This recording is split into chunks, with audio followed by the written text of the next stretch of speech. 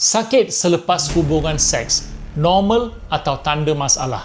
Pertama, kenal pasti lokasi sakit. Sakit di luar ialah sakit vulva. Sakit di dalam adalah sakit faraj atau pelvis. Ini penting. Punca paling biasa ialah kurang pelinceran. Arousal tergesa-gesa meningkatkan geseran. Estrogen rendah selepas bersalin, semasa menyusu atau hampir menopause juga menyebabkan kekeringan. Latex, spermicide dan sabun wangi boleh merangsangkan kulit vulva. Ramai tidak sedar, sabun ialah punca utama. Jangkitan juga penting. Jangkitan yeast menyebabkan gatal dan pedih.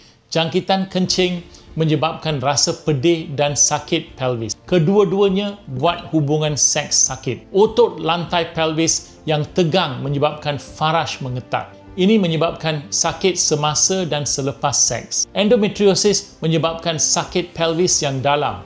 Sakit semasa penetrasi dalam perlu disiasat. Hubungan seks yang terlalu kasar boleh menyebabkan lebam tisu. Geseran tanpa pelinceran memburukkan keadaan.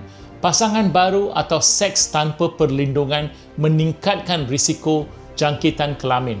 Ujian penting untuk sakit ringan, rehat membantu. Letak ais berlapik pada vulva untuk kurangkan bengkak. Pad panas membantu sakit otot pelvis. Guna lebih pelincir, perlahankan rentak. Seks tidak sepatutnya sakit. Jika sakit berulang, jumpa pakar sakit puan.